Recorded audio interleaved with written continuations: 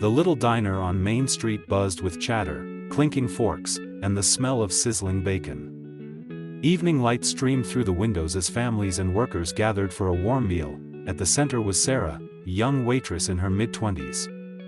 Her faded uniform hung loosely, her hair neatly tied back, and her smile, though practiced, hid the exhaustion in her eyes. She moved quickly between tables, balancing trays with ease, but tonight, something shifted. As Sarah leaned to pour coffee for two businessmen, one wrinkled his nose and whispered just loud enough, "Ugh, do you smell that? She reeks of smoke." The other smirked. "Figures. Probably careless or living in some rundown place." Sarah's hand trembled as she set the pot down. She had heard it before, the faint scent of smoke clinging no matter how many showers she took, no matter how hard she scrubbed her clothes. Around the diner, whispers grew. A woman leaned to her friend, "Unprofessional. Smells like cigarettes." Some customers smirked. Others waved her away. Each word chipped at Sarah's spirit, though she forced her smile to remain. When she returned with their check, one businessman sneered, "You might want to cut back on the cigarettes. Not a good look for a waitress." The other laughed.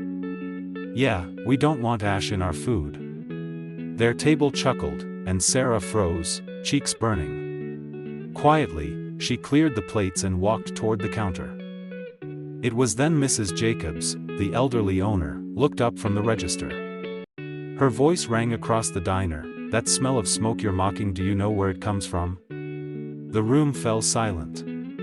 Sarah shifted, wishing she could vanish. Mrs. Jacobs' eyes glistened. "Last winter, a house on Elm Street caught fire.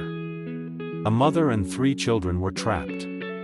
Neighbors stood outside, too afraid to enter. But Sarah," she gestured toward the young waitress, "she ran inside. Twice. She carried those kids out while flames tore through the roof." Gasps spread. Sarah lowered her head, her eyes stinging. She had never wanted recognition. "The firefighters said those children would have died if she hadn't gone in," Mrs. Jacobs continued. "The smoke you smell isn't from cigarettes, it's the memory that clings to the fabric she wore that night. She still wears those uniforms because she can't afford new ones. Every wash brings back the fire." Silence gripped the diner. Forks stopped mid-air, the businessman's smugness drained. One shifted uncomfortably, then stood. His voice cracked, I'm sorry. I didn't know." He placed several bills on her tray. "For the children you saved and for teaching me a lesson." Sarah's voice was soft. Steady. "I didn't do it for thanks. I just couldn't stand by when they needed help." A mother at a nearby table clutched her child's hand, tears in her eyes. Someone began to clap. Soon, the whole diner joined, applause filling the room, warm and overwhelming. Sarah blinked back tears. The humiliation that had haunted her was gone, replaced with respect.